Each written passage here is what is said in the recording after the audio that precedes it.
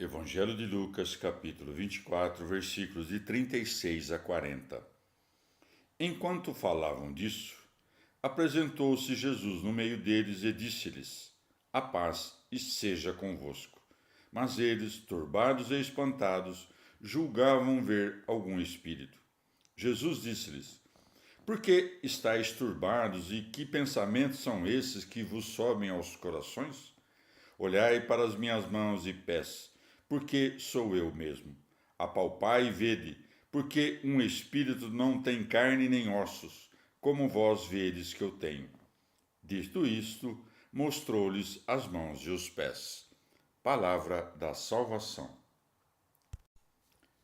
Comentário. Lucas 24, de 36 a 40. Santo Agostinho. São João também relata esta aparição do Senhor depois da ressurreição, mas observa que Tomé estava ausente. Segundo Lucas, contudo, quando os 2 discípulos de Emaús entraram em Jerusalém, encontram os 11 apóstolos reunidos. É preciso, portanto, admitir que Tomé saiu antes da aparição do Senhor, enquanto os apóstolos conversavam a respeito da ressurreição. De fato, a narrativa de São Lucas autoriza essa interpretação, a saber, de que Tomé os deixou enquanto conversavam e que somente depois disso nosso Senhor entrou no cenáculo.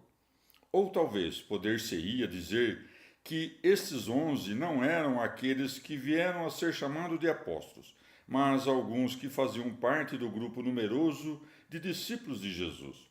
Contudo, como acresce São Lucas e os que estavam com eles, é preciso admitir que esses 11 com os quais os demais se achavam reunidos deveriam ser os 11 apóstolos.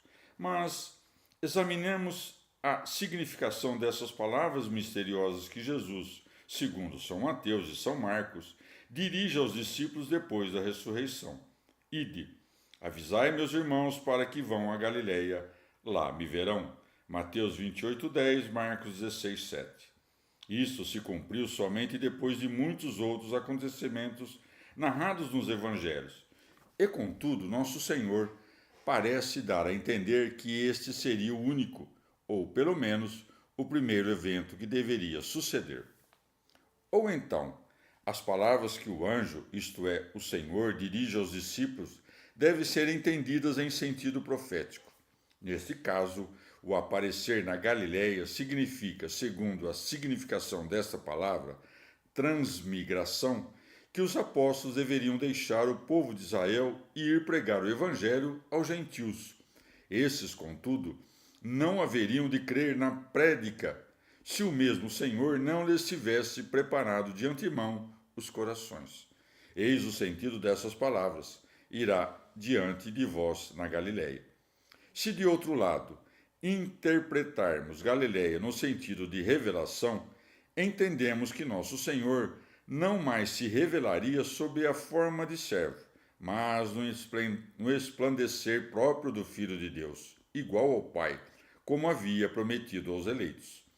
E esta revelação será para nós uma como que verdadeira Galiléia, porque então o veremos tal como realmente é. Também não será uma bem-aventurada transmigração deste mundo para a vida eterna, que ele não abandonou quando desceu até nós, e para onde agora vai, sem com isso nos abandonar. Comentário Lucas 24, de 36 a 40. São Cirilo. Espalhada por todos os cantos a notícia da ressurreição, e porque estivessem os discípulos cheios de uma santa impaciência para rever o Divino Mestre, satisfaz-lhes o desejo, revelando-se enquanto buscavam e esperavam. E o faz claramente, sem dar margens a dúvidas. Enquanto falavam nisto, apresentou-se Jesus no meio deles. Vexemo-nos de renunciar tão prontamente deste dom da paz que Jesus Cristo nos deixou quando partia da terra. A paz, doce na realidade e no nome, tem Deus por autor, segundo essas palavras do apóstolo aos Filipenses. a paz de Deus. Filipenses 4:7. E ela é também o principal atributo de Deus, segundo essas outras. Deus da paz. 2 Coríntios 13:11. E Deus mesmo é a paz, porque Ele é a nossa paz. Efésios 2:14. A paz é um bem que todos louvam, mas que poucos sabem conservar. E por quê?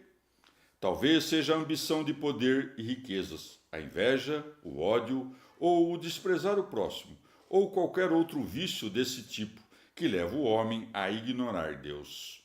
De fato, o princípio e a fonte de toda a paz é o próprio Deus, que estabelece a união de todas as coisas e cujos atributos principais são a unidade de natureza e uma imutabilidade pacífica. Esta paz comunica-se aos anjos e às demais potências celestes que estão em paz com Deus e entre si. Ainda extravasa-se sobre toda a criação, que tem por glória a tranquilidade. Enfim, fica na nossa alma por meio do amor e da prática das virtudes, e no nosso corpo pela justa proporção que impera sobre os membros e pelo equilíbrio dos elementos dos quais é ele composto. A primeira dessas coisas constitui a beleza de nossos corpos, a outra, a saúde.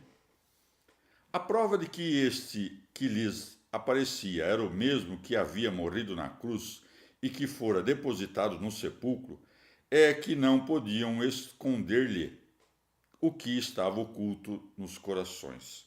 Nosso Senhor, tencionando mostrar aos apóstolos que triunfou sobre a morte e que a natureza humana do Cristo está doravante livre da corrupção, mostra-lhes as mãos, os pés e as chagas abertas pelos cravos.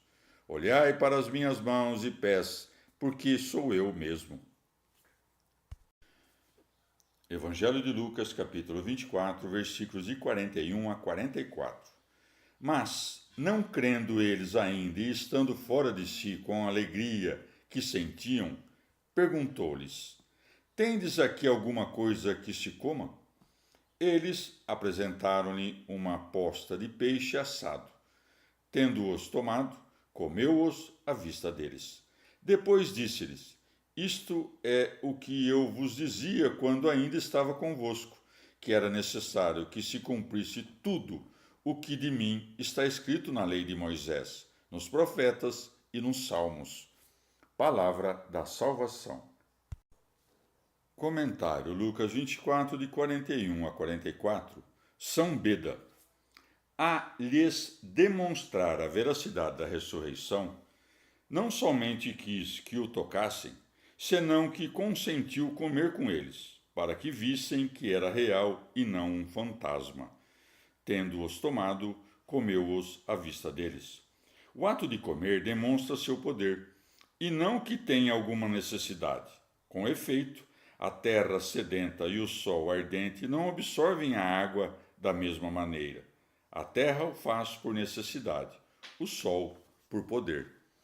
Se comeu mesmo depois de ter ressuscitado, não o fez por necessidade de nutrir-se, nem para simbolizar que depois da ressurreição, objeto de nossas esperanças, ainda teremos necessidade de alimentos, mas para mostrar a natureza dos corpos redivivos.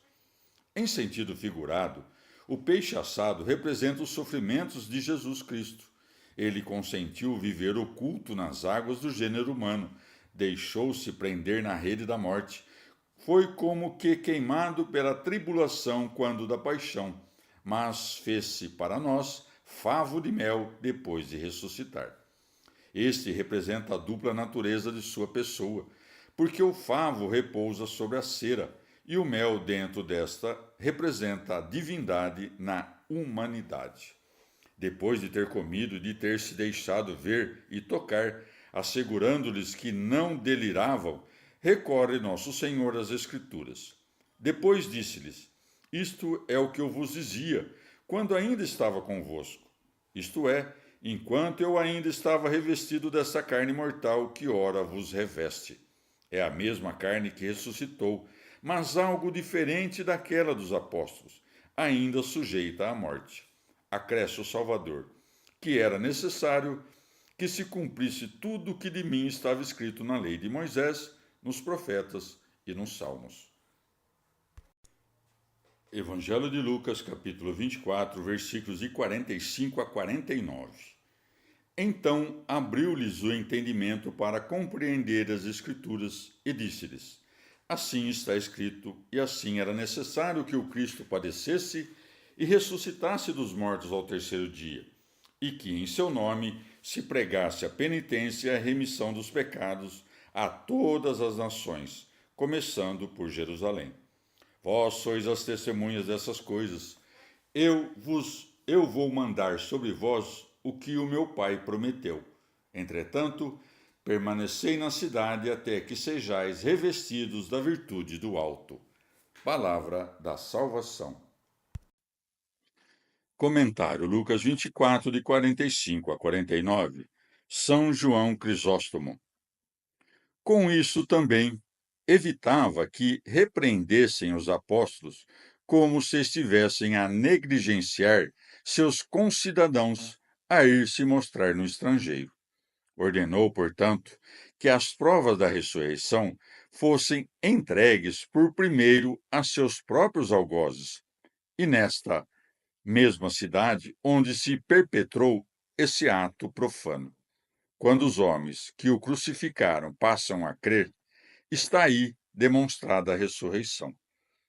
Assim como procede um general que não deixa que seus soldados marchem contra numerosos inimigos, a não ser que estejam muito bem armados, assim nosso Senhor não permite aos discípulos que entrem a combater antes da descida do Espírito Santo. Entretanto, permanecei na cidade até que sejais revestidos da virtude do alto. Mas por que não desceu o Espírito Santo sobre os apóstolos, enquanto o Salvador ainda estava na terra, ou logo que a deixou? Para que desejassem ardentemente essa graça, porquanto a necessidade nos leva a recorrer a Deus.